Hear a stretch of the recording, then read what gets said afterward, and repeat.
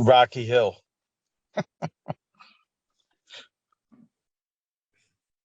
Get off the damn hill.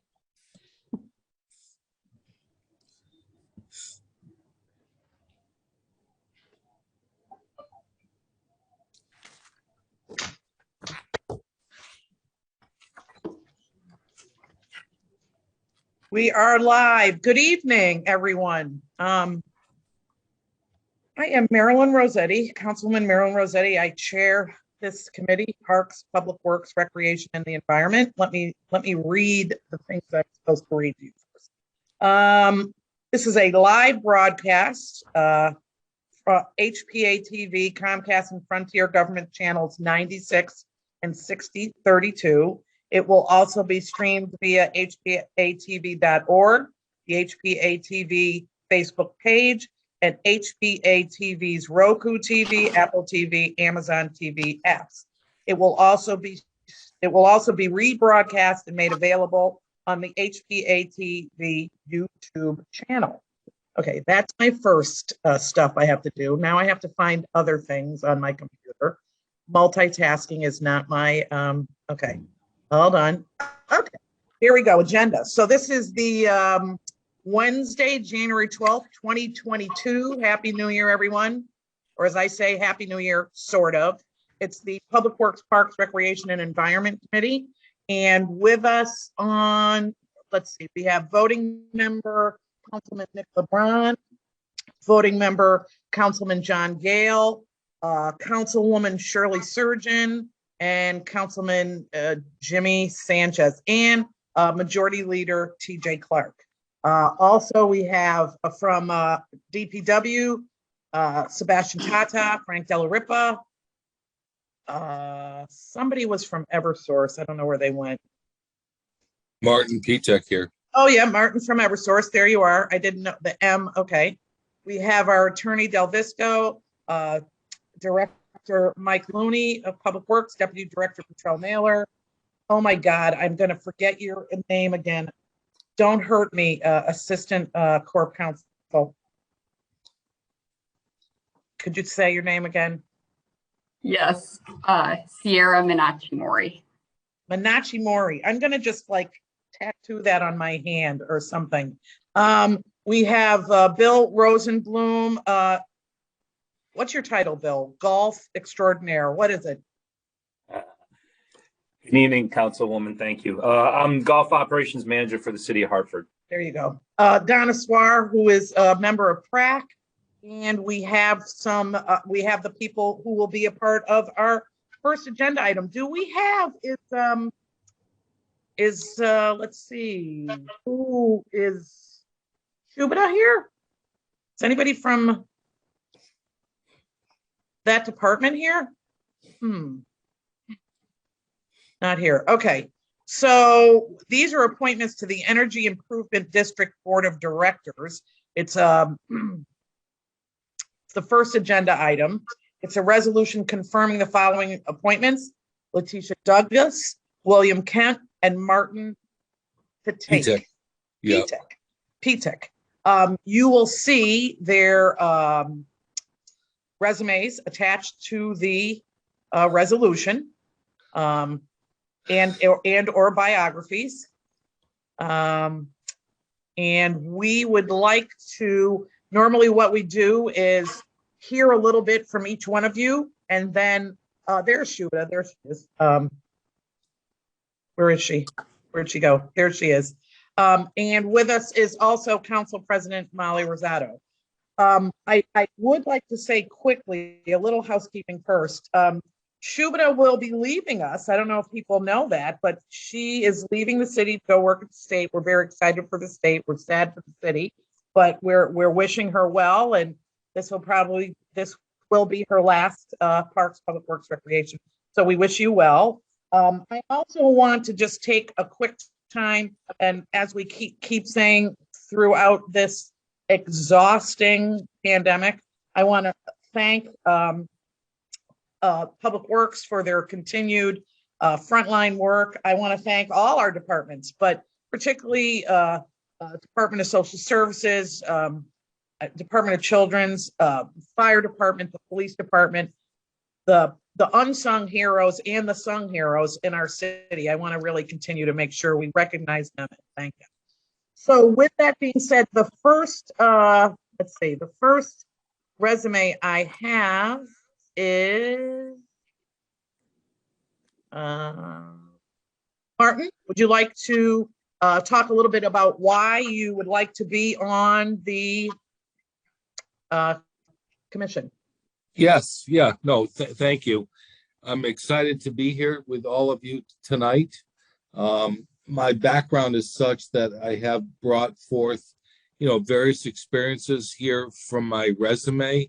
As you can see, I don't know if anybody has any questions, but, I have been doing energy efficiency throughout my career, as far as performance contracting with Train, Honeywell, Siemens.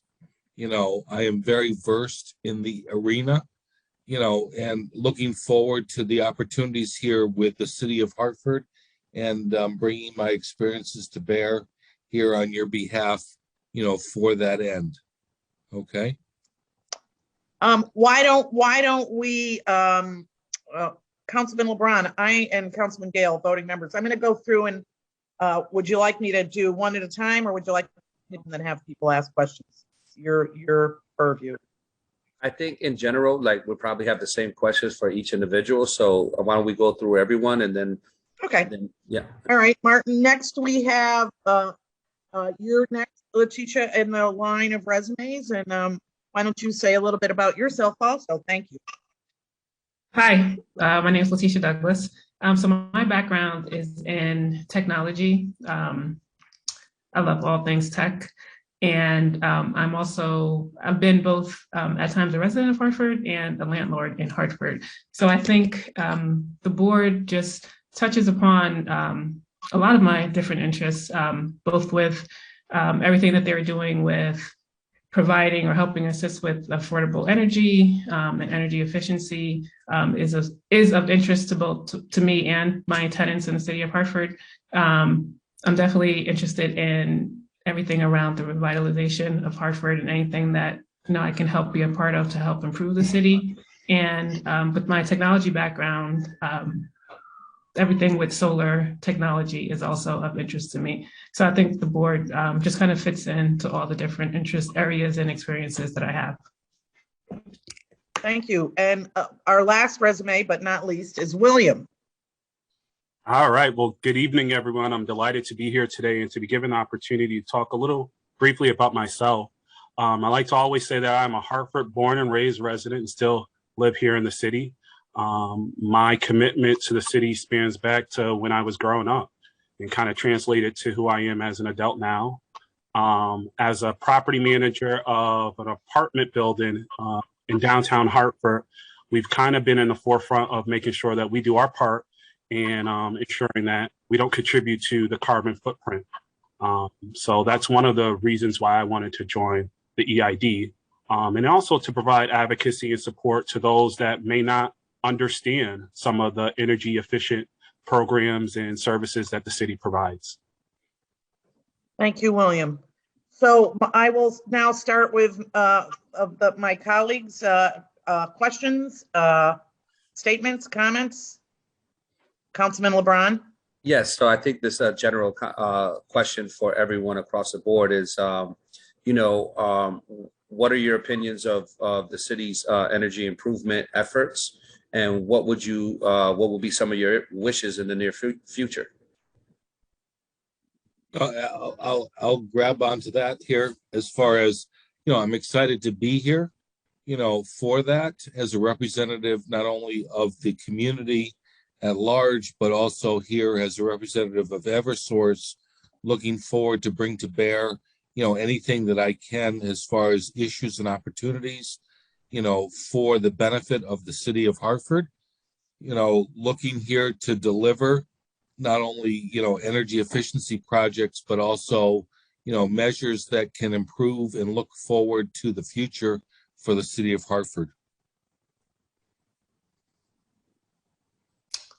Hi, it's Letitia. I've had experience with assisting my attendants in getting some of these signing up for some of the programs. So I appreciate everything the city and the board is doing to help streamline that process. There were some issues in the past with figuring out, is this a legitimate program? Who's administering it? So it seems like the changes that have been made recently is an improvement for the project and the services that the city is offering. So I'm excited to be able to help even more of my tenants make use of it. And I see how it, especially the people in lower income brackets, how much it helps and assists those energy costs over the winter months. Thank you.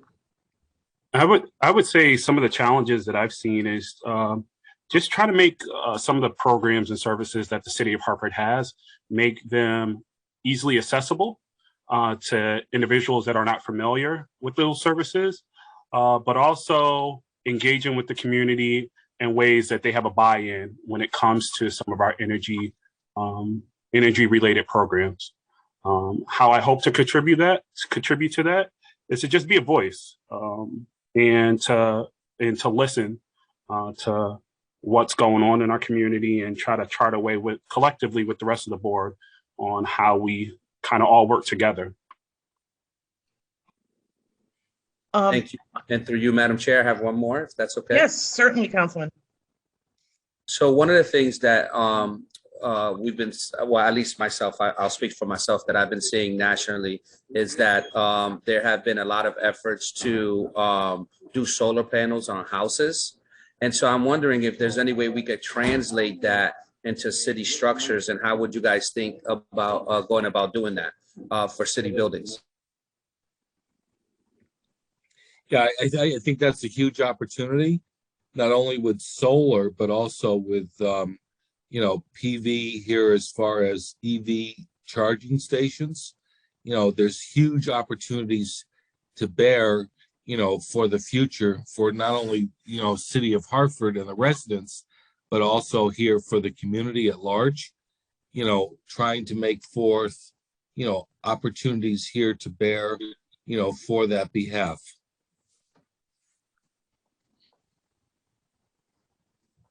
I'm wondering at this point, Shubhata, maybe you want to add something to kind of round this out. Would you weigh in? Are you there? Sure, thank you. Our Energy Improvement District Board is charged with expanding opportunities for residents related to energy efficiency, renewable energy. So these questions related to solar and efficiency are so important. I think Letitia's points about basically making sure that legitimate programs are amplified and communicated well to residents is really critical. The EID board has been growing over 4 years. It's a relatively new board compared to, say, the Food Policy Commission.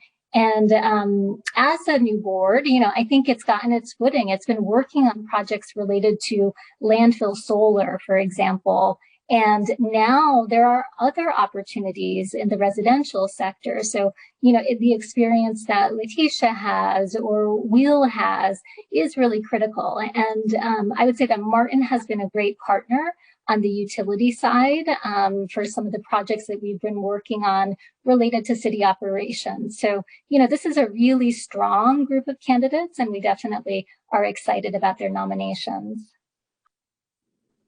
Thank you. That was just a perfect addition. Are there any other questions from my colleagues? Councilman Gale. Thank you, Madam Chair. Interestingly, I'm one of the other hats I wear is the council's representative of the Charter Revision Commission. And one of the discussions Charter Revision Commission had last night was on our boards and commissions and how these folks are appointed and who knows about it and how do people get onto commissions and who should be doing the appointing. And so I'm wondering if each of you could tell us how it is that you came to learn of this opportunity. Did somebody from administration reach out to you, or did you respond to some generalized circular about getting involved with the city of Hartford? I'll answer that first here if I could. This is Martin from Eversource. I've been a regular candidate, if you will, as far as meeting here with Shubita and the committee on a recurring basis, if not monthly, trying to bring forth projects. And, it was suggested that there may be an opportunity, I thought, to raise my hand and bring forward my nomination here for that. And trying to bring to bear all of my experiences, if you will, on behalf of the city of Hartford, based on my resume and background, for that. So, I'm excited to be here. I think there's lots of opportunity, for the city of Hartford, and looking forward to that and making that happen. So Appreciate it. Letitia, William, I don't know if you have anything to add to that. Yes, I actually met Shubita at it was an energy and technology session at the Capitol around mid last year. And I was there representing landlords in the city of Hartford.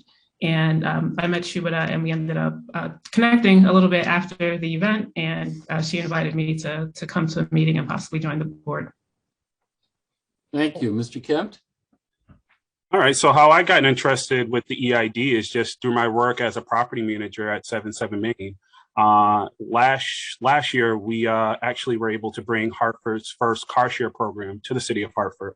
When we talk about just some of the things that we collectively do here day to day is we have our EVs charging, we have our solar panels. So all those things have been kind of a part of the work that I'm doing on a daily basis, and how I became aware of the opening is through Shubita.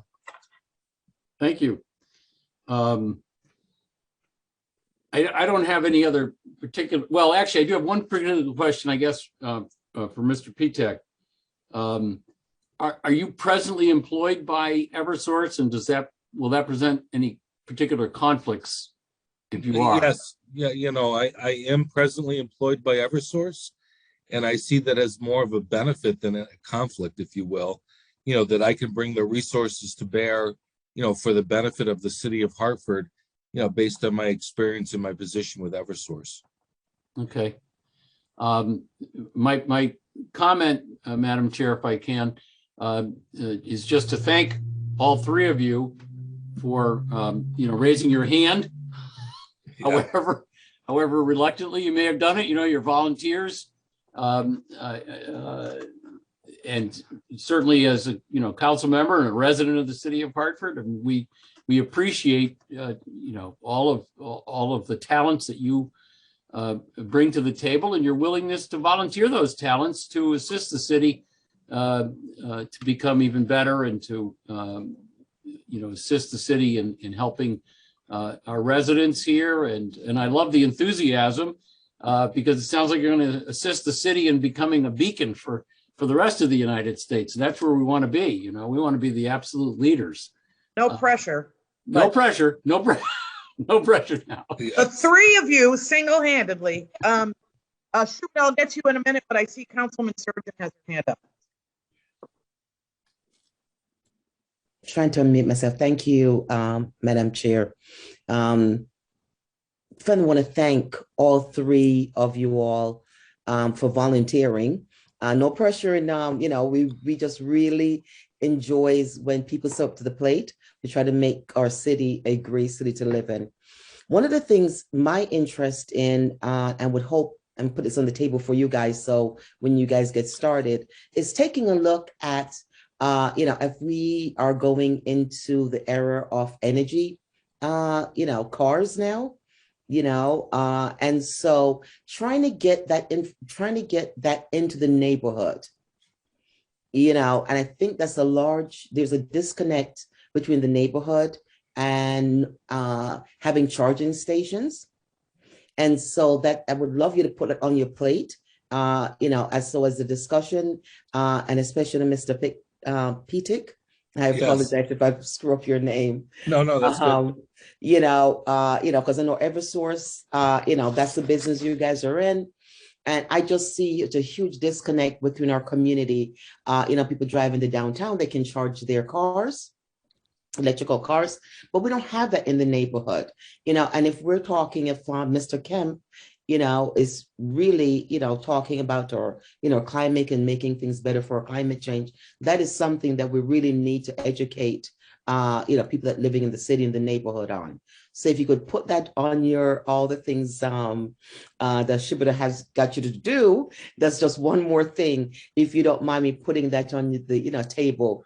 For opportunities, as they arrive, when I look at the federal government and the monies that was passed, for the infrastructure bill and all those monies that are coming down for the environmental, that's something which I think the city should really participate in. So thank you very much for considering putting that on your things to do list when you get started. Yes, no, all good and exciting. In fact, we have an internal meeting next week, regarding EV as far as charging stations here in Connecticut. And based on the outcome of that meeting, I'll bring forward to the city of Hartford issues and opportunities as far as, making that more feasible and trying to multiply the, charging stations here throughout the community. So all good. I'm very excited to be here. And I think there's a lot of stuff that Eversource has to offer, for the city of Hartford. So thank you. Thank you. Thank you, Madam Chair. Thank you, Councilman. That is a really, really good point. I thank you for bringing that up. Councilwoman Shubata, are you still there? Yes, there you thank you. Yep. Briefly, I wanted to clarify that the available openings are for a utility representative, a Hartford elector, and a business owner. So Letitia would be filling the business owner role, Will would be filling the role of the Hartford elector or resident, and Martin would be the utility representative. Excellent. Very good information. Any other comments, questions from my council colleagues? Council President, you don't have anything. Okay.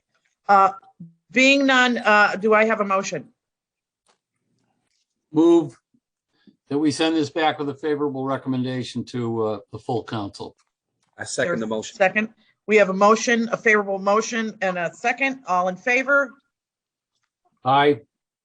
Opposed, abstained, Aye. Resolution passes. Thank you very much. It will go back with all of you with a favorable recommendation. And again, as my council colleague said, we thank you for volunteering. We know it's more work and I'm sure you're very busy lives, but we really appreciate it. And we know the city will, you're going to fix everything, just the three of you. So we're really excited. That brings, you're welcome to stay on, and we have 2 more agenda items. But if not, we'll see you soon, I'm sure. Okay. That brings me to agenda item 2.2, Mayor Bronin with accompanying resolution in accordance with Chapter 4, Section 2E of the city's charter and Sections 26-4 and 2-330.64F of the city's municipal code hereby adopts the maximum rates it set forth. And there are 2 attachments to that. It's the golf rates letter and resolutions of 12/13/2021 and the golf rates comparison worksheet for 2022 proposed rates. Director Looney, will you be speaking to that? Yes, Madam Chair, I will be.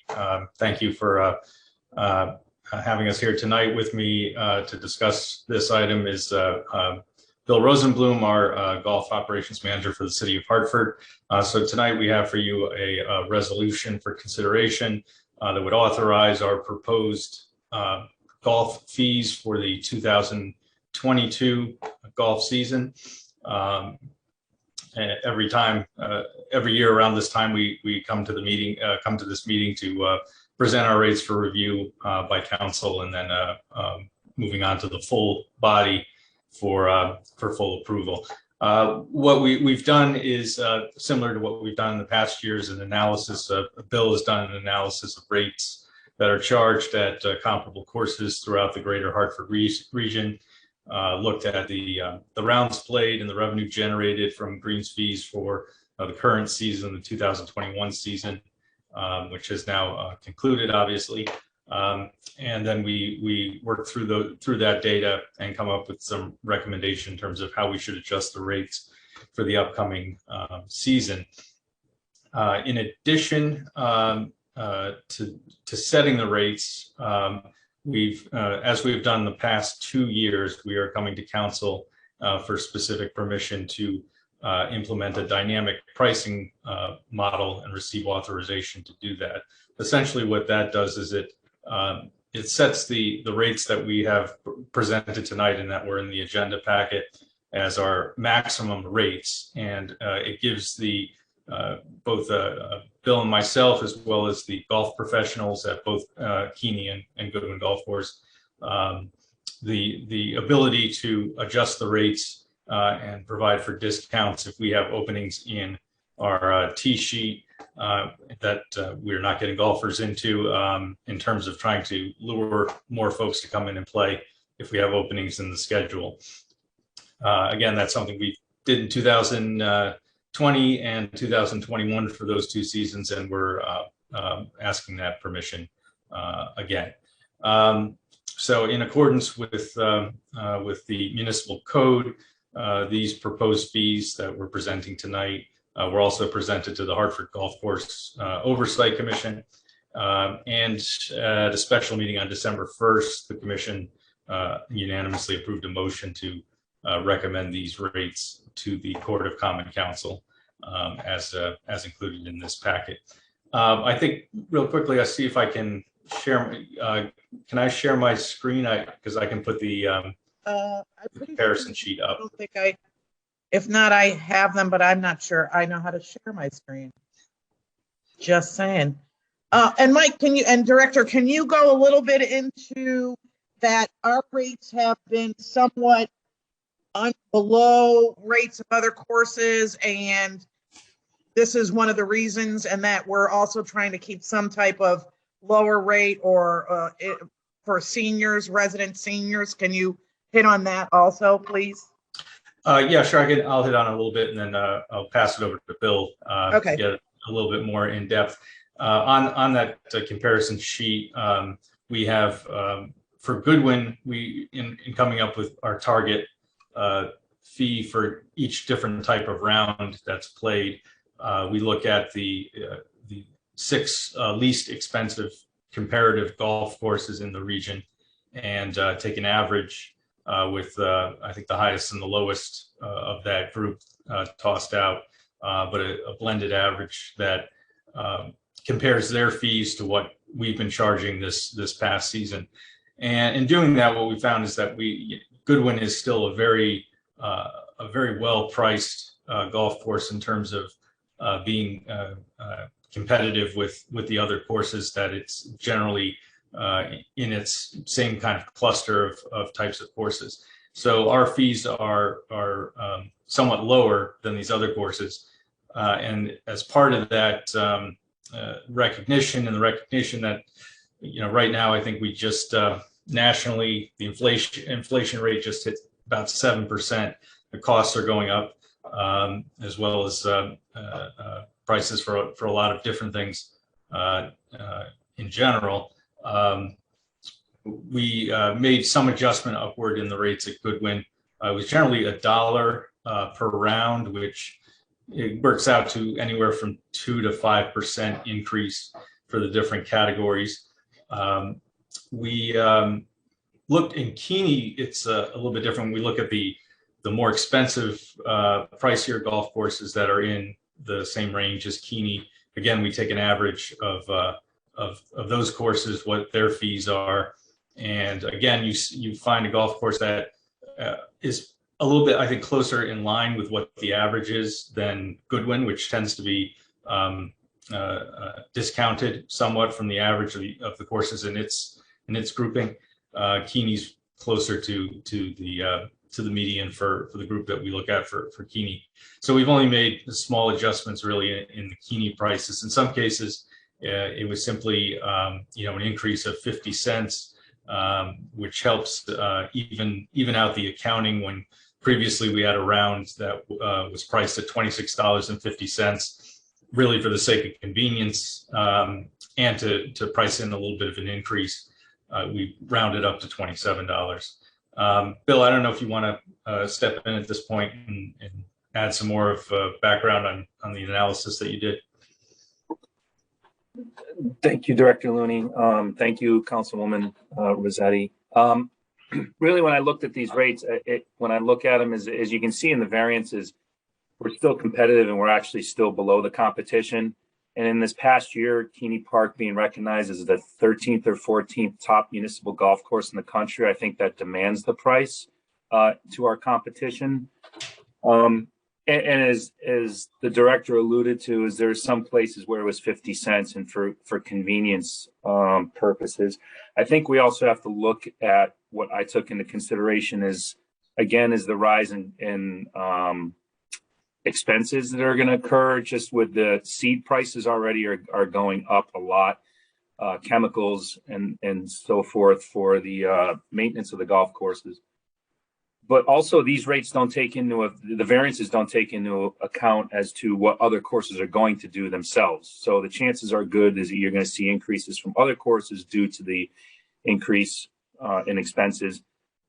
So, you know, that's we're not even taking that into account on this sheet. So I think that also, to be realistic, 2020 was the Tiger Woods 2.0 boom, so to speak, is that it was just the perfect scenario for golf with COVID, because it was the perfect recreational sport that you could do with social distancing and being outside. We've already seen this past season that dropped a little bit, but the numbers in comparison to years before were still well ahead of where we've been. Obviously, the conditions of our golf courses are heads and shoulders above where they were before. But I think that in general, staying in step with our competition and being competitive, we're still competitive. And I also believe that we need to take advantage of what's realistically, again, take advantage of what's left of the COVID push, because I can see rounds in the future probably going down, steadily declining a little bit. I mean, I'm just being realistic, and obviously I don't want to shoot for the moon and then come up way short. I'd rather be realistic on it. So that's how I was looking at that. The only other thing really that we had was the season passes. They're kind of different from wherever you paid for it. So mostly in the combo passes, meaning that in the combo pass, season passes, is that you could pay a different price at one course to be able to play at both courses. So what I did is just bump them a little bit, but also made them consistent. And the thing that I'm trying to work out is that the commission generally would go to the wherever the pass was paid, is that in the combination pass, I'm going to try and find a way that the commission is split 50-50, because it shouldn't matter as to which course you purchase it from. I believe that just again with the dynamic pricing, there's a few spots to say at Keeney Park between 1 and 3. There's leagues Monday through Thursday. From 1 to 3, it's pretty quiet. There's nothing really going on. So I had worked on something with the contractor there that we're going to try and put in place this coming season to take advantage of that. Is if it's just $10 to walk 9 or $20 to ride 9, and then that way they're not in the way of the leagues, because we have that 2-hour opening. So even if you just get in a few extra foursomes in that hour and a half or so, you can make an extra $600 in a day, which it adds up. And I think that'll help. Lastly, with the increase in these rates, if they're approved, and the fact if we have better weather, because Keeney lost 47 days of cart revenue this past season due to rain. So obviously a lot of things, especially in golf, are weather dependent. Thank you. Bill, who's considered you said, not our competition, who's considered, I don't have that one in front of me, but you would look at, I believe you would look at Stanley, you would look at Wittenberry. Okay. It's anything that's really around us. I think the number of courses it came out to was about 8. So Okay. we really drop out when you compare the lowest 6 and the highest 6. you're Yep. really only dropping out one or two golf courses or adding one or two because one might be really high, but it doesn't compare into the lower one. And real quick question, what's a twilight resident? It should say twilight rate. It should probably say twilight rate. What the twilight is generally I thought it was something maybe that's somebody around. in the twilight of their life and they were golfing. No, it should say probably twilight rate, but what it Okay. means is, oh no, twilight resident means if you're a resident, you pay after maybe 3 o'clock. Twilight means it's a part of the day where it usually isn't as busy, but it's a great time to play because it's a little bit, and it's a good time to bring out children a lot of the time. But the rate generally stays the same because it's not a, it's a rate that's not used a ton.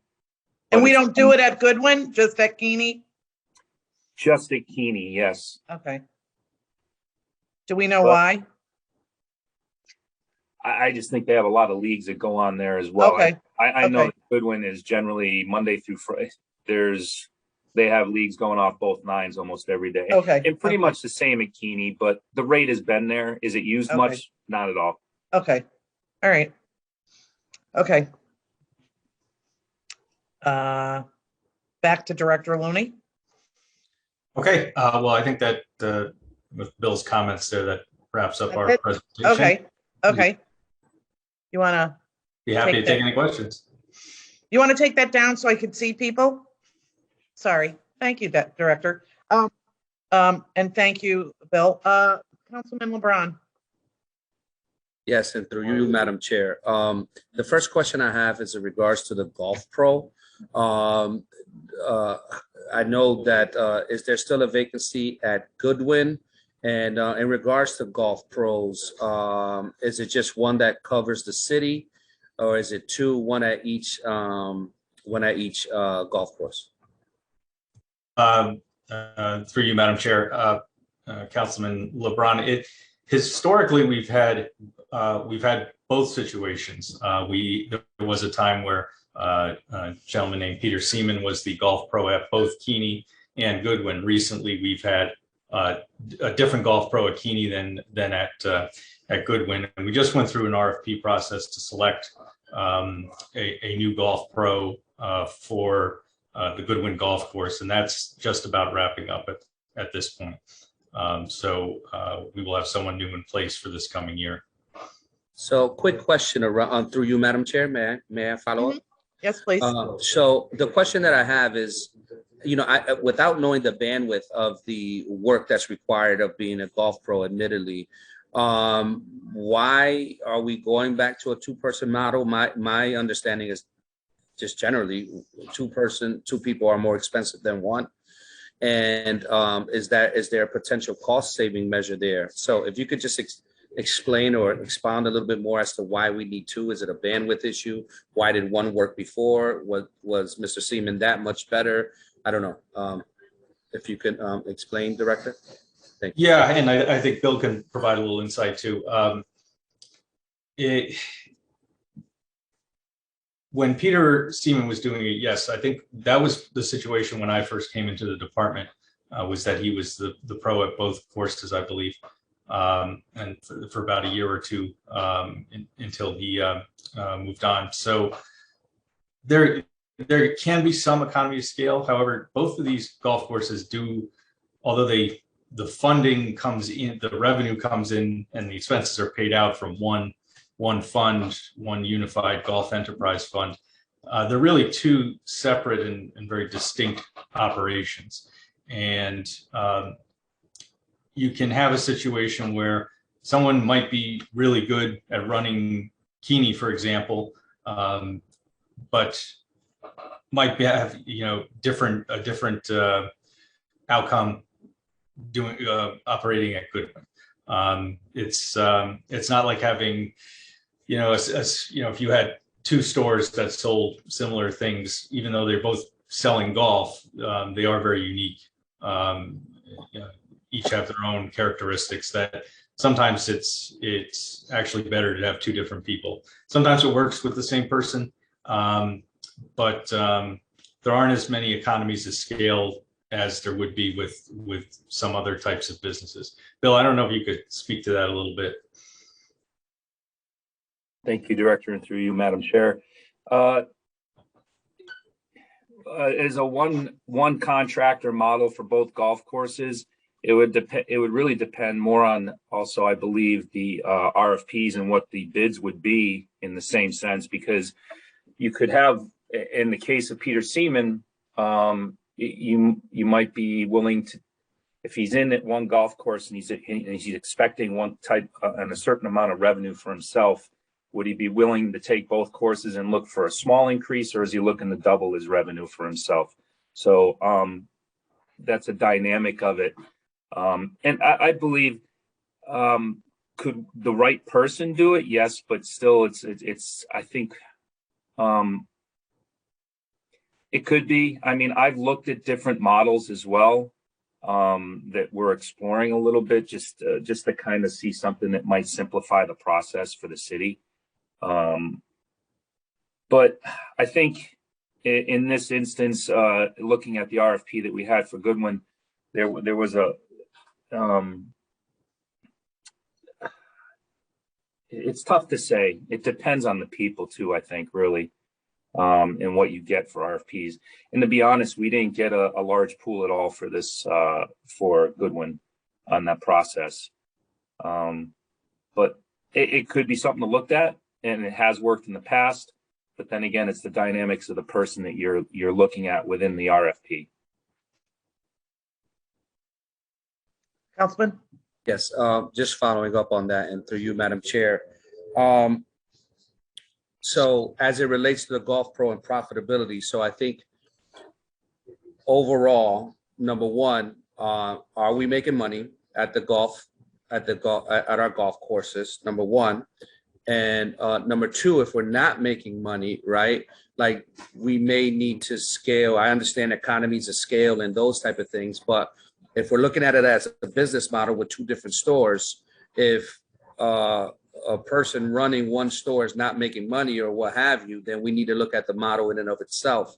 And if there's a profit sharing model, for example, by combining it and scaling in that way, I think potentially we should be taking a look at it, considering Hartford's finances, the dynamic that we all know that we are in, and if we had a one-person model. So that's a lot that I said there. And so I guess the question that lends itself is, are we making money at the golf courses this year, or are we on a trajectory to making money at the golf courses this year? Through you, Madam Chair, at the conclusion of fiscal year 21, in this past June 30th of the year that's just gone by. As of that point for fiscal year 21, we did make a profit on the golf operations for, I believe, the first time since they've been brought back to life in roughly 7-8 years ago. This year, we've been particularly challenged with the weather, having the 3 tropical systems that obviously led to much larger issues of flooding in several neighborhoods in the city. That also knocked out a lot of days, as Bill alluded to, of days that were lost in terms of cart revenue, where we do bring in quite a bit of revenue, and then just not having golfers on the course because the course was just not really in a playable condition. That has put a crimp on our revenues at this point. Our expenses are probably the same or similar to what they were at this point last year to year. I don't have the exact figures in front of me. So given that we're going into the spring a little bit behind where we want to be, I think that's fair to say, Bill, if you let me know if I'm off base, but we've got some catching up to do in the spring if we want to get into that position of breaking even or turning a profit for this fiscal year. So it's something we're looking at now that operations have shut down a couple of weeks ago, and certainly something that Bill and I are going to keep our eye on going forward. Thank you, Director. Thank you both of you guys. So if I hear correctly, golfers don't play in the rain like us football players. It's basically what you're saying, right? No, they can't take their carts out. Oh, okay. Got it. Thank you for the They can clarity. golf, but they have to walk. Oh my. Yes. Yes. Provided it's not thunderstorms. We don't want anyone out there in a thunderstorm. Right. No.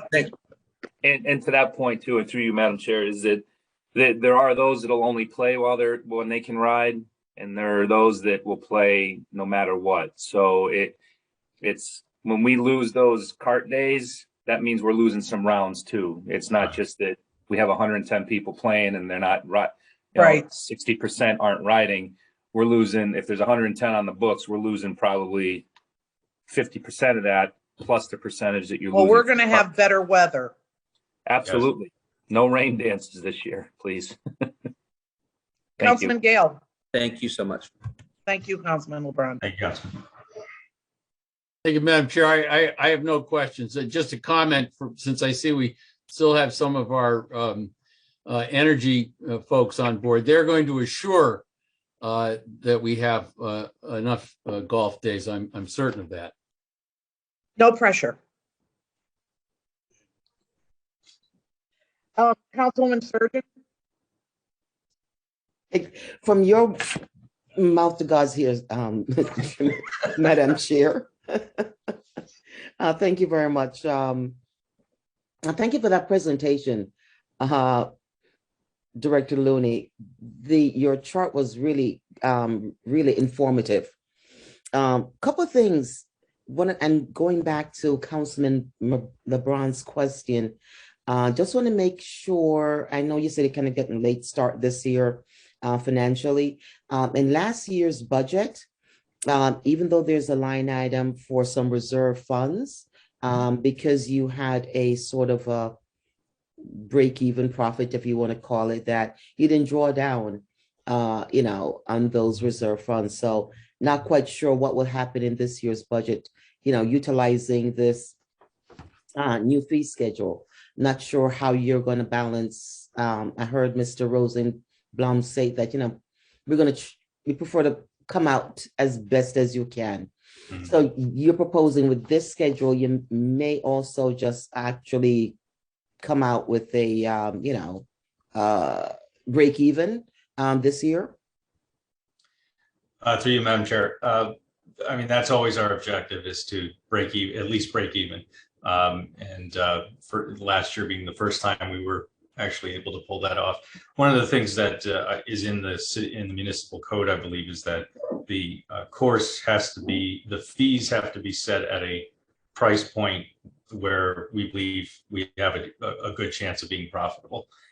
And that's something that we have to take in consideration. So raising these rates to 2 to 6%, I'd say, if you look at all of them together, is geared towards helping us get over that additional hurdle we've had with the weather in terms of getting closer to being profitable. Again, it's still kind of up in the air because we obviously don't have a crystal ball as to what's going to happen in the spring.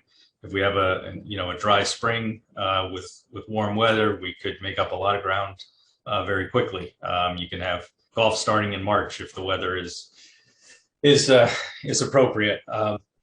So again, it's something that we have to keep our eyes on. And yes, last fiscal year there was a line item, I believe it was for $240,000 that was available for us to use if the Golf Enterprise Fund got too low, and I did not draw that down. So that was money that was freed up for other uses. The amount in this year's fiscal year 22's budget, I believe, is smaller. I think it's somewhere in the area of 120,000. I don't have the exact number at my fingertips. But we would really only have to tap into that, provided if something were to happen with the Golf Enterprise Fund, where the revenues were so low compared to expenses that we were drawing down from that fund too much, that we'd have to tap into that. My hope is to not have to do that again. Even if we've had a pretty good balance in the Golf Enterprise Fund going into the winter, we had about $800,000 in there, which historically we've actually probably been more in the area of $300,000 to $400,000 going into the winter, and then the transfer was usually made in March of calendar year from the general fund to put more money into the enterprise fund, because it would be running too low at that point, where you'd have paid 5 months of expenses but had no rounds played yet. Since we built up a good cushion last year, that's just rolled over into this year. So we're still rolling along on some of that cushion from the bumper year we had previously, hoping that's going to carry us through until we get to better weather and better conditions. But that's why you build up a surplus in that fund for the years when things are not so good. And you don't always count on the years being good. You have to expect a bad year every once in a while, or you're going to get yourself into a situation. So we're aiming the best we can to hit that break-even point. Oh, thank you. One last question, Madam Chair. Yes, Councilwoman. Thank you. So basically, this, just looking at your graph, you had like maybe a 2 to 5% increase for both Goodwin and Keeney? Or is it just 2 to 5 increase just for Goodwin and a little bit less percentage increase in Keeney? It's probably, through you, Madam Chair, it's probably the 2 to 5% is the range for both courses. I'd say Keeney is closer to that 2%, and Goodwin, which is more is lower priced compared to its competitors, that's where we might be more towards the 5%. Okay. So for example, raising one of the rounds from $18 to $19, that $1 is about a 5% increase. So yeah, I would say it's a little, the percentage increase at Goodwin is a little higher, but the raw numbers are about the same. It's, $1.50 around. Madam Chair, if you don't mind, one last question. I promise one. Go ahead, Councilwoman. No, go ahead.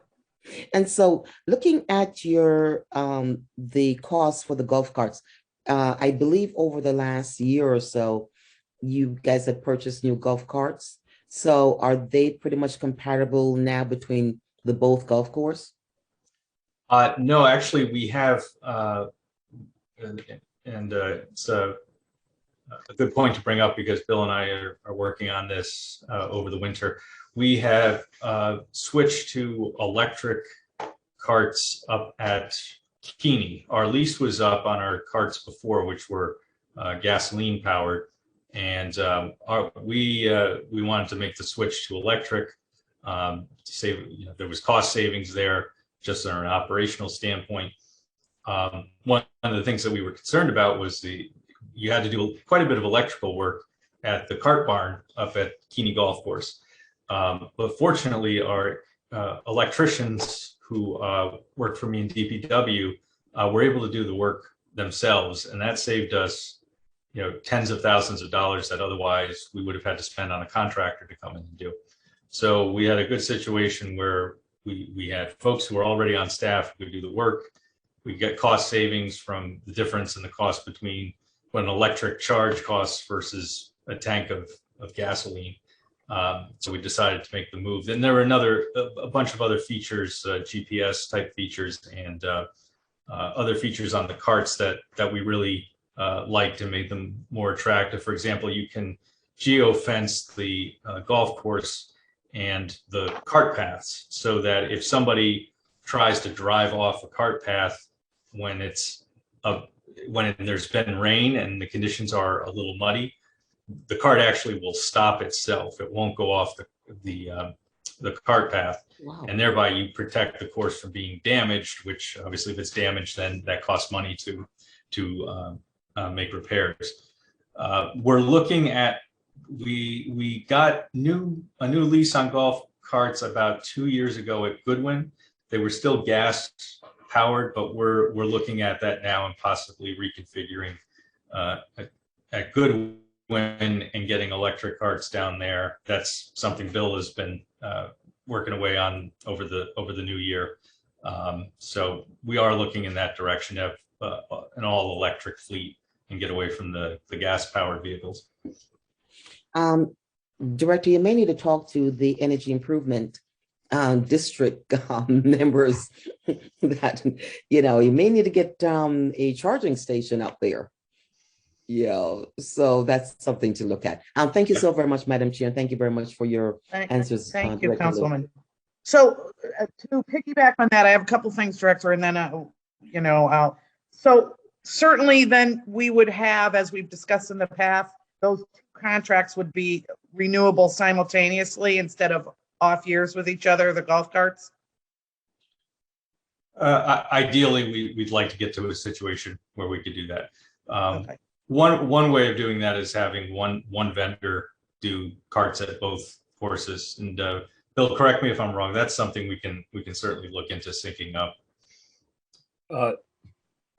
Director. Yes, it's actually I met with one of the vendors about a week ago or so, and looking at exactly that is trying to find a way to get one vendor, see if our pricing will be better with one vendor instead of two, and also because it's more of a volume, but also trying to get those leases in sync, because then if we get one vendor and we're in sync, we can replace it. We have 60 carts at each golf course with a couple workhorses and also beverage carts.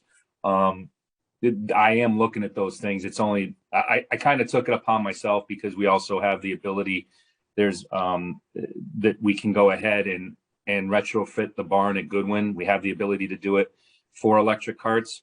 The new lithium ion batteries, their lifespan is so much better than the water-based, lead-based batteries. And obviously they're a lot greener. Yeah. Thank you. One thing that I wanted to bring up, Director, and this may be for another conversation, but just to kind of throw it in there now, is the kind of the chemical applications that we use, and are we looking at a way of more, environmental sustainability as far as more organic lawn care in both of our courses? Is that something that you guys have talked about or is out there? It's a topic that's come up, and Bill and I are going to be talking to the Gilmets, who are our golf course superintendents. I think we're going to have that conversation this winter as well, not only for the sort of the environmental side of it, but also the cost side, as Bill alluded to. The cost for fertilizers and chemicals is going up quite a bit. Like I said before, so is the price of a lot of things, but this is one area where we've already started to see price quotes that were higher than we were hoping they'd be. So it's certainly something we have to take a look at. Okay, thank you. Are there any other questions? Being none, do I have a motion? Move to send this back to council with a favorable recommendation. A second. All in favor? Aye. Aye. Opposed, abstain, resolution passes with a favorable recommendation. Thank you very much. That brings us to, thank you, Director. That, Bill, Mr. Rosenblum. That brings us to Thank you. Our third agenda item, which is from Majority Leader Clark, resolution calling for DPW update on traffic calming measures and its signage plan. I think, yeah, there he is. Majority Leader is here. You're moving around on my screen. What are you doing? There you are. Did you want to, how do we want to start this? Do you want to kind of give a little intro there, Majority Leader? Yes, ma'am. Through you, Madam Chairwoman, thank you for allowing me to be here tonight, and to all my distinguished and esteemed council members that are on the call, and to the members of the Public Works team. Director Looney, is always good to see you, as well as our Director Naylor, and members of the public. I wrote this resolution out of a conversation, I believe was a resolution that the council actually had passed regarding the red light cameras. And I know that there has been conversations regarding cameras, motor vehiclists driving, running the red lights, and also two motor vehiclists running the stop sign, not having a complete stop, which actually continues to happen and causes a tremendous amount of accidents and sometimes some motor vehicle homicides as well. So we have had some conversations regarding, I think it was on the last council I was on, regarding a signalization plan and the study that Public Works was going to be doing under the former traffic engineer. And through this most recent budget process, we were talking about traffic calming measures as well that Public Works was going to be continuing to work on in various parts of our city to ensure some type of decrease in the traffic that's taking place in some of our vulnerable neighborhoods. So that was basically the genesis of this resolution, looking to see what traffic calming measures that our Public Works team is going to be working on, in addition to regarding the traffic signalization plan as well. So through you, Madam Chair. Yep. Thank you. Can you speak to that, Director, you and your team? Yes, thank you, Madam Chair, and through you, Madam Chair, thank you, Majority Leader Clark. I put together a presentation and try to share my screen here again and see if we can do this. Right. And put it into presentation mode. All right, can everybody see that? No. No. Nope. Okay. Let me get out of this. Gotta share the screen. Let's go with this. All right. How about now? All right. Yep. There you go. That's better. Okay. So thank you for having us again on this topic of traffic calming. I'm going to start off with a little bit of an introduction of what we've been working on. With me on the call also is Frank Del Ripa, the city engineer, and Sebastian Tata, our traffic engineer, who has been very heavily involved in the various traffic calming measures we've been working on over the past year or so, as actually about a year and 3 months, I would say, with a number of developments that we've done. Overall, what we were trying to do is, over the past little over a year, like I said, was to work on developing some innovative, quick hitting projects that we could get out into the community quickly. We often have situations where there's a number of neighborhood meetings. It's determined that a solution has to be developed for a particular intersection. And then it's a matter of, okay, now we need to go, once we've reached that consensus, we have to go to design. Design takes a number of months. And then you have to find the funding for the construction. And then you have to go out to bid for the construction, and then all the paperwork that's involved in that. And, a considerable amount of time can go on. And we wanted to see if we could find a way to sort of speed up that process. There's always going to be the larger projects. You're always going to need to go through that lengthier design build process. But we wanted to see if we could do some quick hitting things that would bring some results. Obviously, one of the key things, of course, is reducing speeds. This is a problem that's now, along with the next bullet point, aggressive driving is just endemic around the city. Every NRZ meeting I go to, one of the first things that's brought up is the speed and the aggressiveness of the traffic. So this is not something that's a particular neighborhood that's struggling with this. This is citywide. So we were aware of that and wanted to develop things that were options that were unique to the neighborhoods and consistent with their individual characteristics, but also could be done elsewhere around the city. Protecting pedestrians, bicyclists, other non-vehicular users.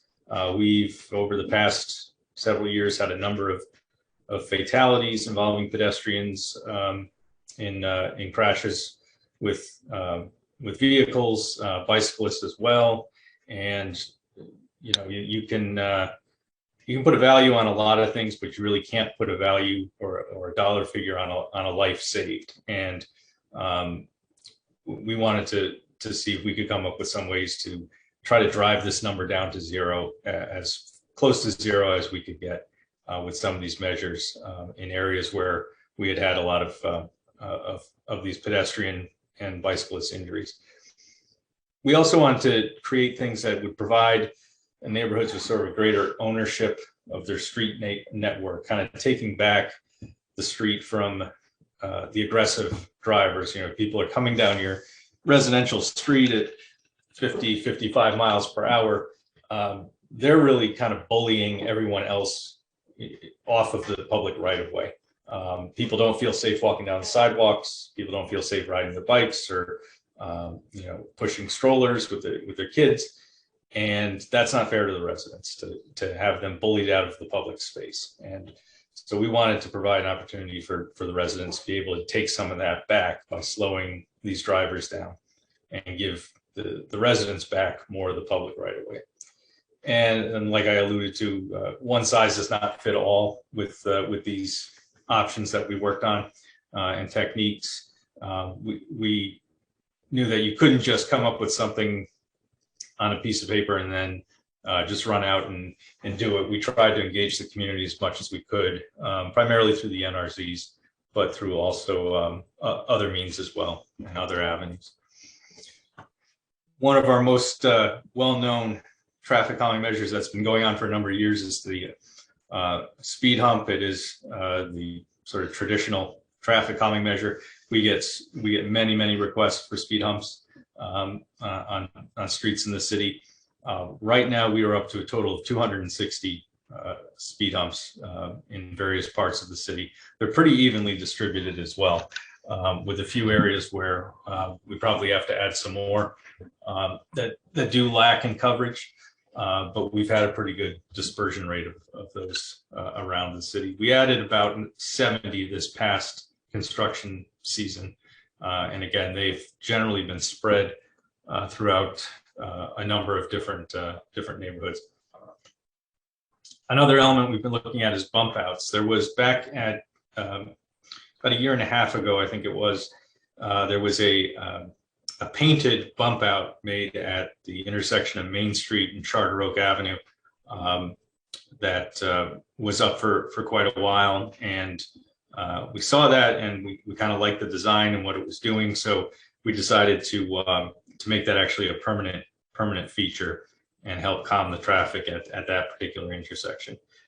There's also a smaller one now that we've added at the intersection of Charter Oak and South Prospect as you make that turn towards getting on the connector to the highway.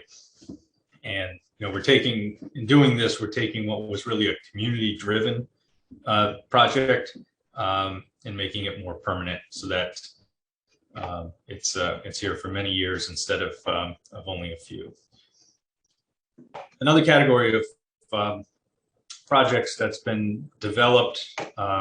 This was particularly started by Sandy Fry in Development Services before she retired.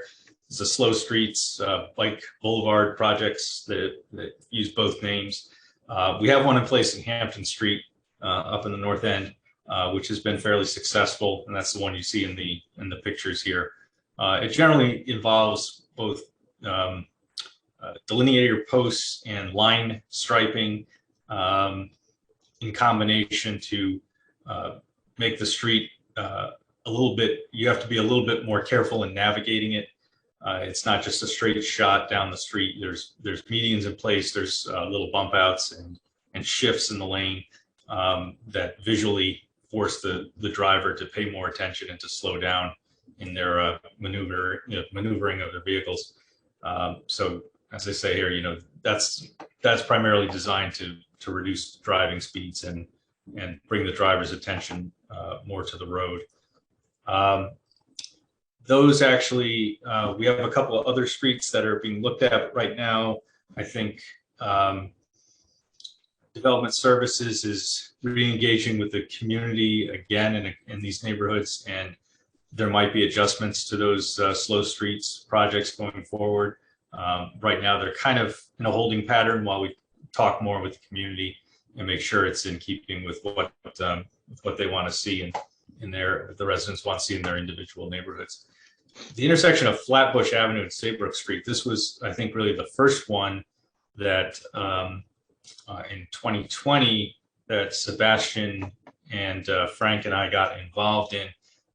That intersection, if people remember, folks were coming down Flatbush at incredible rates of speed, and on multiple occasions either crashed into another vehicle or lost control, went off the road and ended up in people's yards, porches, and possibly even a little bit into one living room in one instance.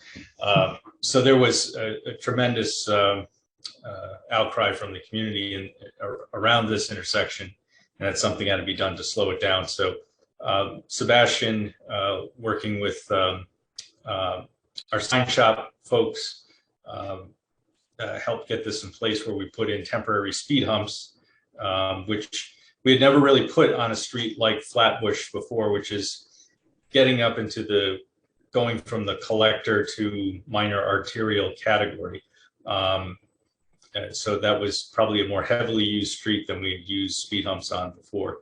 We found the temporary speed humps were quite successful, but we added some other things based upon community feedback, additional signage. We have flashing lights. We did some tree trimming to clear the views of the signals and the signs, and to give people better perspective coming through that intersection. And then once we realized it worked very well, last winter we had to take up the temporary speed humps because they would otherwise be damaged by our snow plows.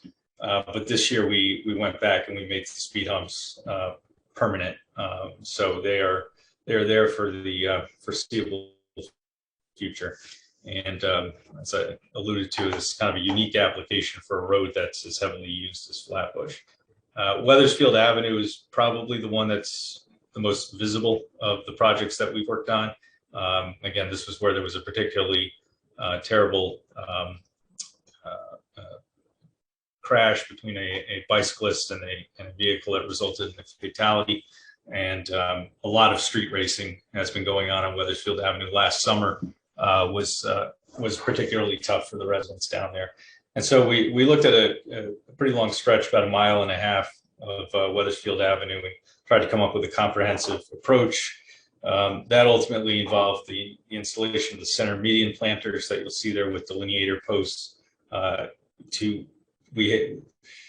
we put in the first planter, within about 10 hours, somebody had hit it.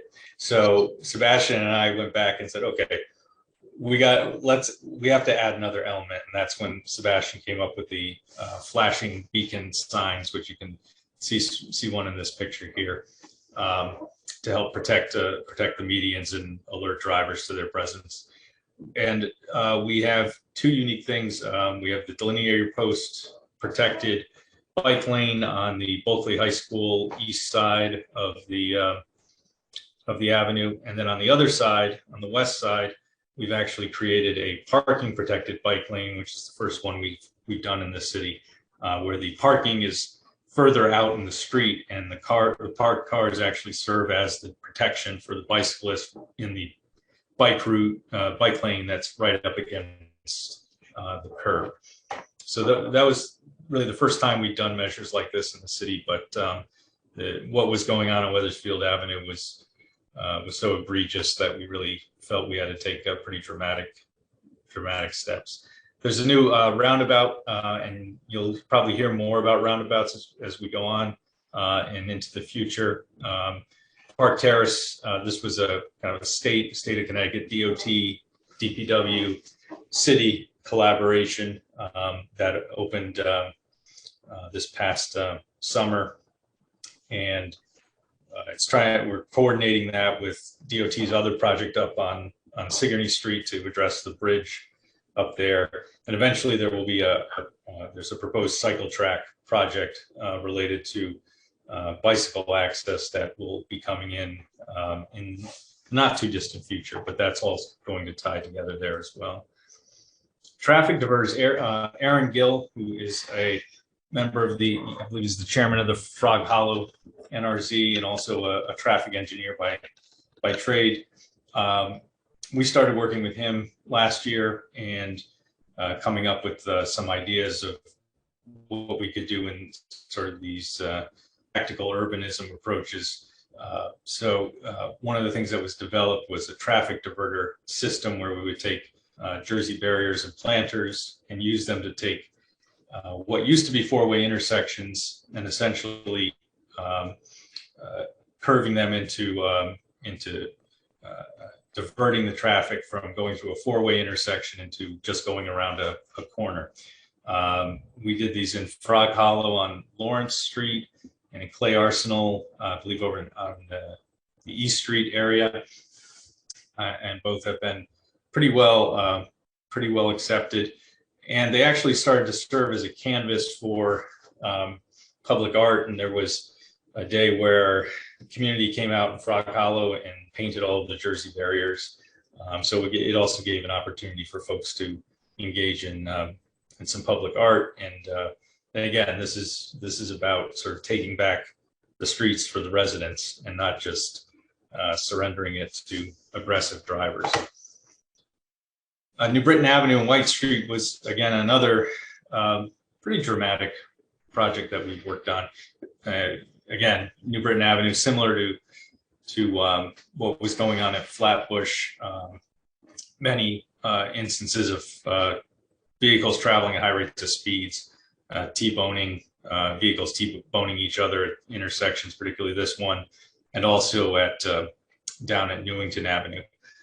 So Sebastian, working with Aaron and with our traffic consultant firm VHB, came up with some plans that involved the closure of Harvard Street at White Street, closing a spur of Chandler Street as it came into New Britain Avenue, doing some signal changes and installing delineator posts to help create a more slower intersection that folks could not just drive through at top speed, but were forced to make maneuvers that required their attention on the road.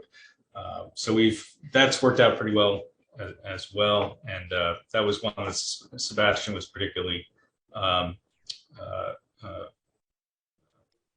a particular leadership role in making sure that got done and that community concerns were addressed as well.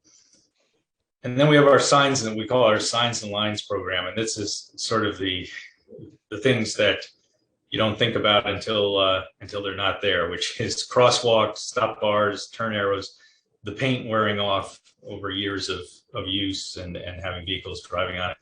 We've spent a lot of time working with our line striping contractor to make sure that we're hitting as many locations as we can to refresh the crosswalks, to add stop bars at intersections that didn't have them originally, and then also taking care of the routine maintenance of lane striping and turn arrows and things like that.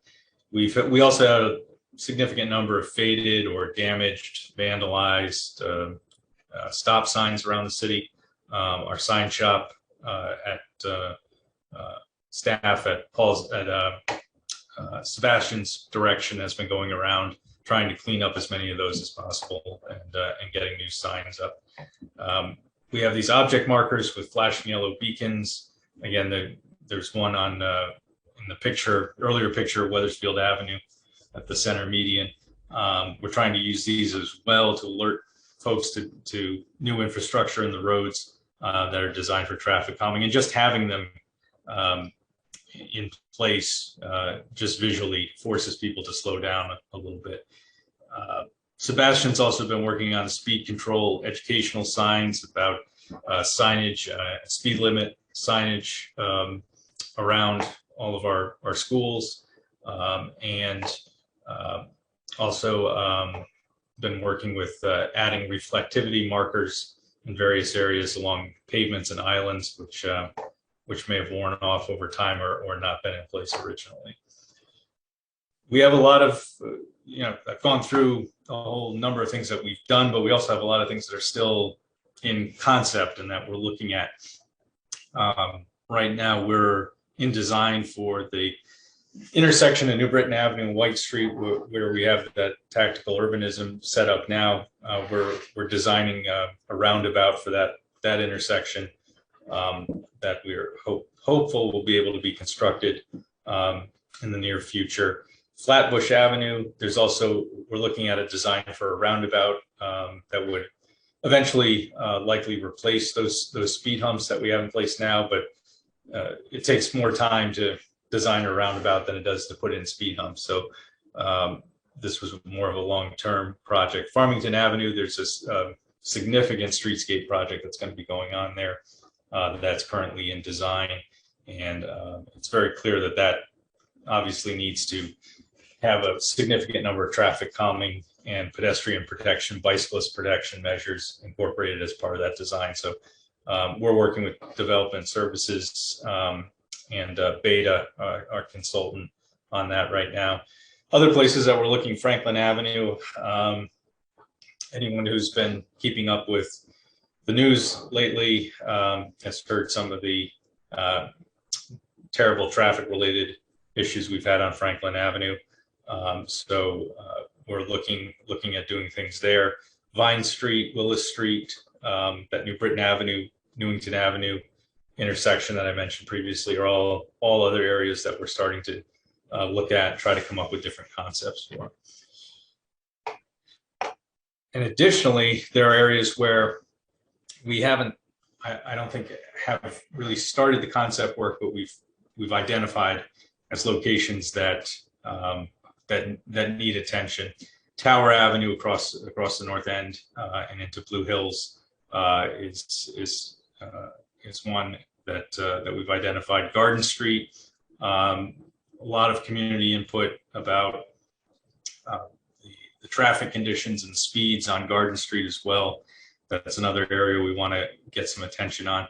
Actually, the entire Blue Hills neighborhood is really one of the next areas that we're going to be trying to address comprehensively. I mentioned here Palm Street, Cornwall Street, Granby Street. Those are, those long north-south roads that have few stop signs, and some places don't have many stop signs at all, where there have been a number of pretty bad accidents as well that we need to come up with solutions for. These are streets where probably speed humps don't work, but there has to be a better solution that we can implement to calm things down along those streets. Arch Street, Sheldon Street, South Prospect Street, downtown. There's that intersection right behind the library as you head towards like Charter Oak Avenue.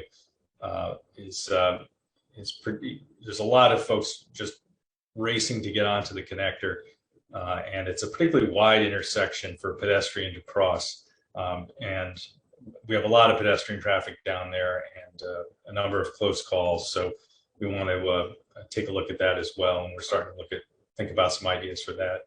Park Street and Broad Street, perhaps the heart of Frog Hollow, and now directly adjacent to a new branch library that is primarily serves folks who are coming on foot and not bringing cars. This intersection, is very heavily utilized by cars, and we're trying to think of some ways in which we can make that intersection more hospitable to pedestrians who are trying to access both the businesses in the community as well as the new library. And pretty much all of our future streetscape projects are going to have traffic calming measures built into them. It's really easier to do that during the design process than try to come along 2 years later and implement something new. So we want to make sure that going forward that's a significant component of any of the work that's done. So up to this point, a lot of the design, planning, traffic calming, we've been coming out of DPW, working with folks like Aaron Gill and our other our traffic consulting engineers, VHB and Beta. But a lot of that is going to be transitioning more over to development services, and we're going to be focusing more on the implementation side rather than the design. Obviously, we're still going to be involved in the design and providing our input, but we're really going to be focused more on kind of the bricks and mortar, getting stuff into the right of way versus actually coming up with the plans and designs ourselves. So it's kind of a joint effort, and I think it should be successful. Again, I like to include this picture of these guys who you see around in our mid-block crosswalks, which we've just before the last winter storm, we had to take them up for the winter so they wouldn't be damaged by the plows. But this has been a very, very successful program too, having these. We've probably got 40 or 50 crosswalks where we use these portable signs to help slow people down and draw their attention to the crosswalk that they might not otherwise notice. So, so that is pretty much what I've got. And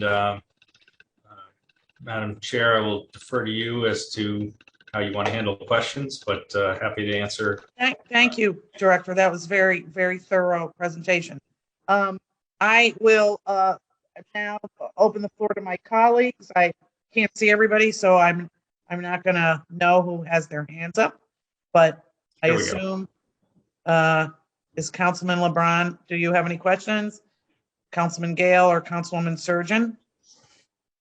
Councilman Gale? Or Sure, Councilman Clark, sorry. I just saw you too. Sorry. No, I don't have any questions. That was very thorough. I just Director Looney and I have had this conversation going back for maybe almost a year now or so. So I've been aware of what they're doing. It was just good for the update, and I looking forward to the new procedures and implementation of the traffic calming measures heading north of Hartford as well, because we've had last year was a bad year, and I'm just still always willing and ready to partner with our public works team to make sure that we have a safe and pedestrian friendly city.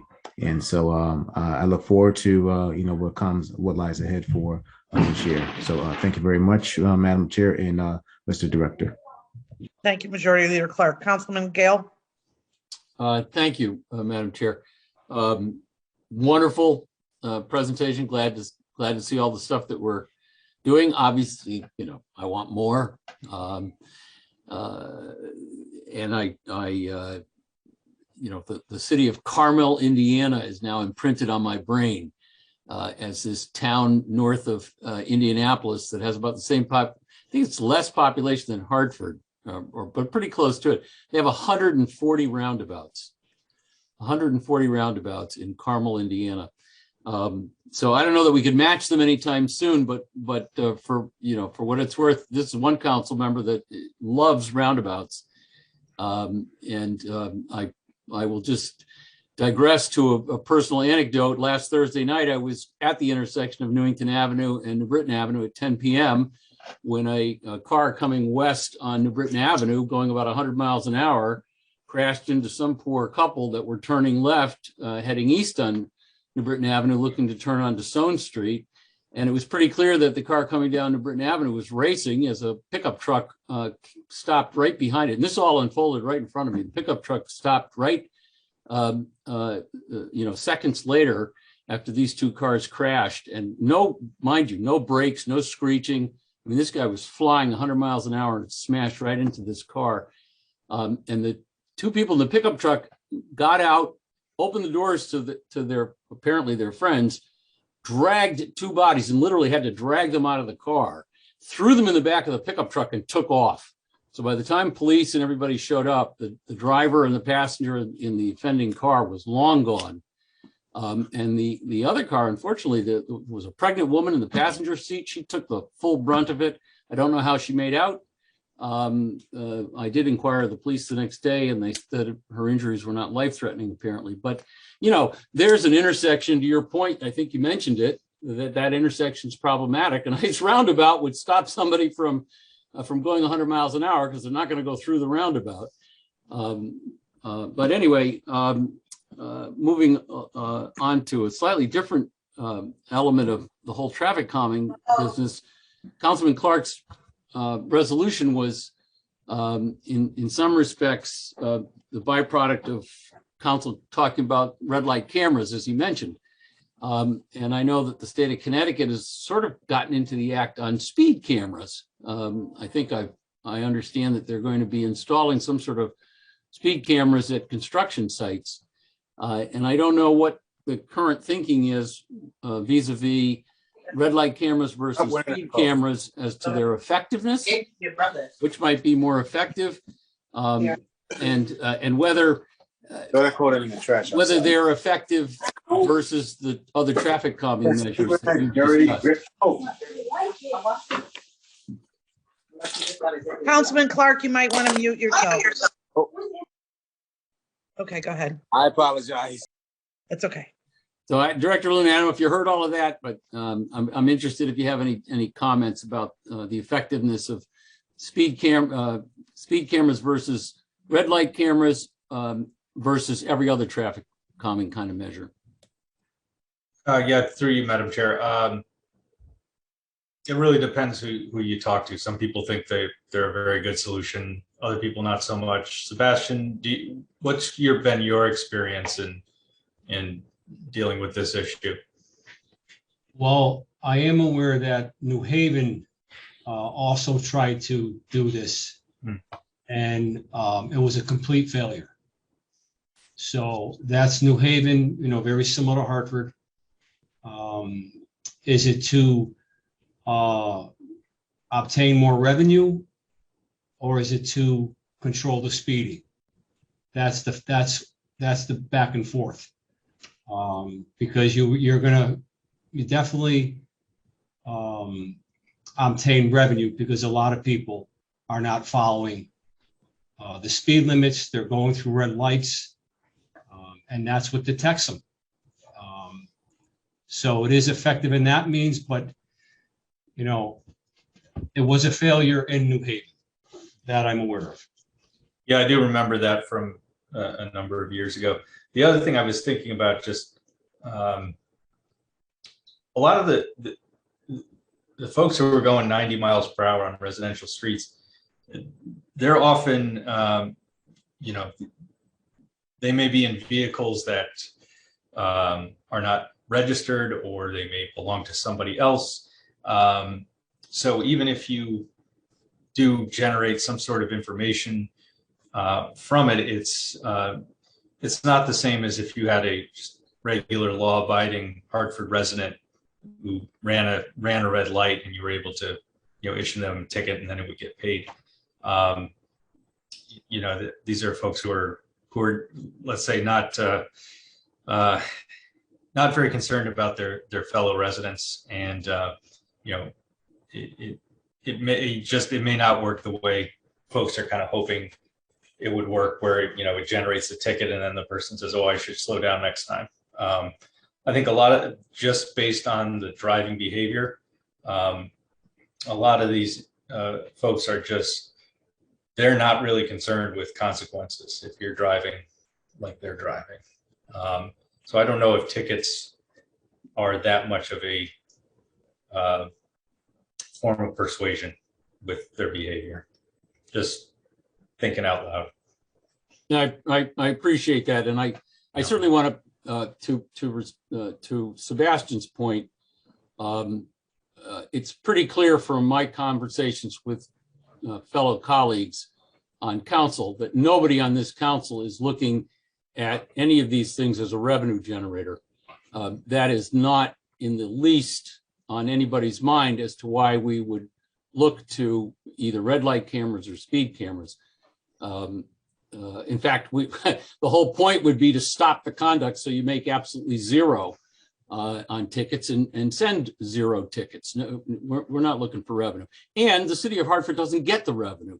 The way traffic laws work, all traffic, with a few exceptions, all traffic tickets issued by Hartford police officers, the revenue goes to the state of Connecticut. So it doesn't help us anyway. But to your point, Director Looney, I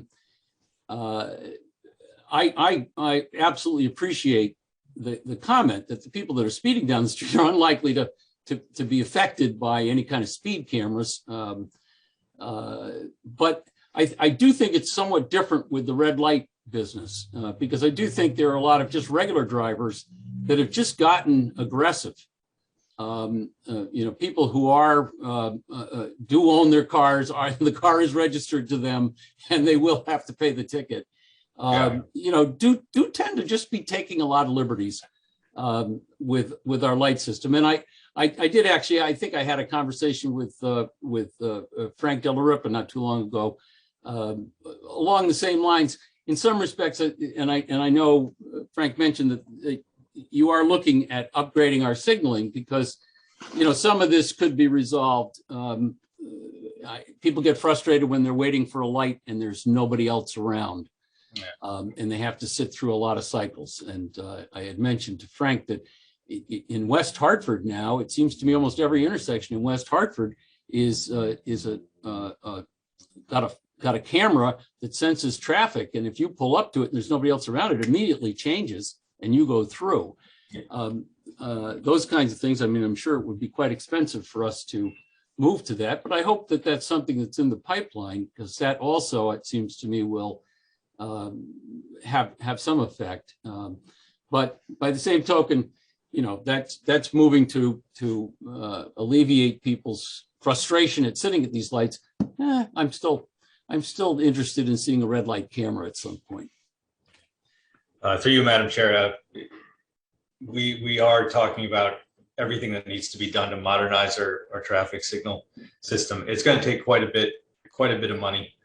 So we're probably going to be looking towards federal resources for the amount of dollars I think we'll need. Jim Ford, the prior traffic engineer, retired a couple of years ago. Was working on a plan to get down that road, and we're certainly, Frank and I have been talking about this quite a bit, about how we just get from A to B on that, because we certainly do need the investment and the upgrade. Thank you, Councilman. Councilman LeBron, Councilwoman Surgeon. You all set? You all set? You all set? I don't know if Councilman LeBron. He's all set.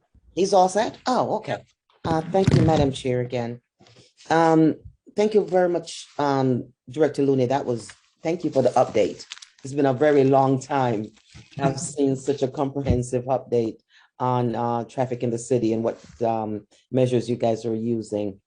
I really would love to see those Jersey barriers in Clay Arsenal painted. The ones in front color looks good. So maybe over the coming summer, that'd be a great project that we can start doing. The roundabout, my question is going to be the cost of doing a roundabout in comparison to the speed humps. Which one does a better job, or what the cost is for traffic calming? Through you, Madam Chair, long term, I think the roundabout is the better way to go, but the roundabout is significantly more expensive than the speed humps. Frank, Sebastian, correct me if I'm wrong.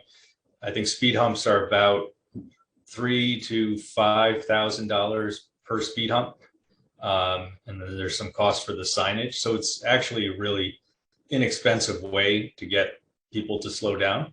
The roundabouts themselves, for example, the one at White and New Britain Avenue, we're going to be putting in an application in the next, it's due in about a week, for our LOTSIP, local transportation capital improvement project cycle for this year. We're preparing an application to put in for the construction dollars for that roundabout. And that's probably going to be in the area of $2 million to do that construction. Wow. Yeah, it's that's why it takes a while to get some of these things going, because you do need to find a significant amount of funds. Hence why we try to strategically use speed humps, and we've resorted to these other measures because we just don't want to wait until we can find the funding. If we can do it out of our regular budget or our regular CIP. The situation is just been too dangerous to wait any longer and just wait for another funding cycle. We had to do something. So in the short term, these are good measures. I think they're effective. If I had the luxury of a longer time horizon, maybe we didn't have as much of this type of behavior going on, and it wasn't such a threat to public safety. We'd probably just start with the option of designing a roundabout. But we had to do the speed humps on Flatbush because people's houses were getting heavily damaged, and your hand is forced. you can't just sit by. But they're both effective. Long term, I'd probably prefer the roundabout, but short term, sometimes you got to do what you got to do. So they look prettier. One more question through you, Madam Chair, and that is, how often do you guys work with the police department traffic division? Because one of the things I do notice, is, maybe that relationship may help a little bit. And then one question, and you can just answer both together. That I've always seen testing the number of cars on each of these residential streets. You used to have this thing across the street, kind of measures how much cars drive across it. Do we still do that? I don't know what you call it. Through you, Madam Chair, yes, we still do that. In fact, we're doing it right now over at, the old, Sebastian, you'll know this better than I, but the old method was the tube that would run across the street that would go to the little box that's chained to a sign or a light post. I believe now, Sebastian, correct me if I'm wrong, that it's switched to optical systems with cameras rather than the tubes. Yeah. So you're not traveling over a tube. You're basically being detected with a video camera. Right. So it's able to obtain more vehicle movements, turning lanes, stopping distances. It's able to gather much more information than the tubes. And how many streets do you do that? Because, isn't that a great way for some data? So when we need to either put a speed bump or more, the Jersey barriers, how much data have you guys, maintaining from this observation of the cars? Through you, Madam Chair, we've been trying to get more data because we didn't really have a lot to start with. So Sebastian engaged with our traffic counting contractor for the diverters in Frog Hollow. We had traffic counts done that included speeds, volumes, all sorts of things. And we looked from everywhere from Park Street all the way down to Capitol Avenue, and surveyed a pretty wide area. And then we waited about 6 weeks after the diverters were in, and we went out and did it again. And it was just, amazing what Sebastian was able to give me, which showed that, the folks who had been using Lawrence Street, Russ Street as cut-throughs, a small percentage of them were going to Park Street, but the vast majority of them were going down to Capitol, which is where you want the faster moving traffic. But also on Capitol Avenue, we've had problems with speeding and people crashing into light poles while racing. But the additional volume of having, this increase of cars coming down to Capitol, actually what that does is it may be a little frustrating to commuters coming in on Capitol Avenue, but it actually slows the traffic down because you have more cars. So it's much harder to speed there now. So we were able to see this kind of interplay between these pieces that, I thought was fascinating. So we want to be able to do more of that. But we're trying to, we have a good contractor. We've been getting good work and getting good counts. I would love to have more time to be able to do that type of stuff. Thank you, Madam Chair. Thank you very much. Thank you. Basically, speed humps, bumps. Certainly, I'm a huge fan with my colleagues on roundabouts, seeing them not in Indiana, but other places. I know easier in other cities where the streets are bigger and there's more space. Understanding humps, bumps are a necessity. They've come out of, unfortunately, the actions that we've faced in the last 10 to 15 years. But I also feel that they add to a city of kind of like a failure, that the more we bump, the more we hump, we're not finding some systemic solutions. But with that said, bumps and humps are here. How do we have some type of continuity with them? I feel like they're all done in different ways, different sizes, different stripings. Certainly, I know they're put in over different times, but I'm talking even about recent ones. Is there some kind of hump bump 101 that we use, or are they done by someone else? I'm just curious, Director. Yes, Madam Chair, I totally agree with you. And that's what I think is going to be one of the things that comes out of the coordination between Development Services and DPW. The Development Services and the Planning and Zoning Commission and a number of other stakeholders worked on the citywide master bike plan. That's an example of something where you get a chance to look at the city as a whole and how all its pieces play together, and come up with a comprehensive approach. What we were doing was basically reactive, and it was simply the fact that people were literally getting killed and we had to do something. And so I knew when I looked at some of these intersections that, like, okay, this is great that we're doing this here, but what's going to happen over at this intersection? What about 3 blocks up? But we just, it was such a wide scope to try to take all that into consideration. We had to focus on the small, quick step that we could take. But the whole time I was thinking about how we need to knit these together. And I think that's what's going to happen now. What we did were basically almost like stopgap measures to just come up with something that's going to work and hopefully save lives until we can buy the time to be able to comprehensively link all these things together. Thank you, Director. Thank you for hearing what I'm saying. Anything else from my colleagues? I have a request from Donna Swar. She'd like to make a short comment because we're nearing our end.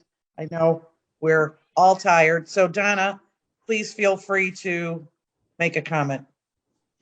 I was part of the, I'll say, design and impetus of the Weathersfield Avenue street calming, and it has been very successful. We have had a couple of accidents, but nothing like what was happening. Sure, sometimes after 10 o'clock at night, you would get some Yahoo driving down the street, speeding to excessively, which is dangerous. But the neighborhood, I've had numerous residents along Weathersfield Avenue and others who live off of the avenue talk to me about how happy they are. It is now safe to cross the street. It made a huge difference. I was crossing the street and a car came blazing down Schultz's place where I live and almost would have hit my husband and myself had it not been for the bollards. And my neighbor who lived on the street threw up her sash, just like in, 'twas the night before Christmas, and yelled out, "Thank God for those bollards." And I've had numerous people when I've been out cleaning up the litter and whatnot, stop and say, "Wow, this is great." They love it. And so I think that when you do have community input and you are addressing community concerns and issues, you do get, I call it the best design. And so I want to commend DPW for, I'll say, putting up with me and Tony. We did get one pushback still down in Armsmere. They would really like to still have that one ballard removed. And I keep saying to them, they just screw out. but they would never do that. They would never do that. So they're still hoping that somebody from DPW will come by and remove that one ballard. And I just want to say thank you so much for it, because it has made Colt Park a safer place for residents to walk to. And most of our residents that go to Colt are walkers. So thank you. Thank you, Donna. I think you're ending our meeting with the way we started, thanking our Public Works, thanking our employees who put in so much every day. I see Councilman Gale has his finger up. Did you want something, Councilman Gale? I do have a question, Madam Chair. On Monday's council meeting, we sent a matter that was on the agenda to this committee. Yeah, that was wrong. And my understanding was we were doing that because there was some. Yeah, it was wrong. We got it changed. Sorry, it didn't get through to you. Yeah, no, it's going to PDH. Okay, well, I think we did vote to send it to. Well, our council president talked to our corp council and it's taken care of. You can talk to me offline if you'd like. Okay, I just wondering what had happened to it, because I thought Okay. I thought there was some desire. Yep. My understanding was there was some I urgency. know, Don. I know. It's taken care of, but we can talk about it offline if you'd like. Thank you. You're welcome. I know there was no vote on this. I think, thank you, Majority Leader, for allowing us to have this be presented. And again, Donna, thank you for allowing us to end how we started. If there's nothing else from our colleagues, again, I want to thank Public Works and your team, Sebastian and Frank, Deputy Director Mailer, our corp councils, and Bill for joining us tonight. And if there's nothing else, I will see you all next month. Thank you very much. Have a good night. Ask for a motion to adjourn. Oh, that's right. There's a motion to adjourn, please. So I'll make a motion to adjourn. Do we second a motion or do we just say so moved? Sure, second. Second, all in favor? Yes.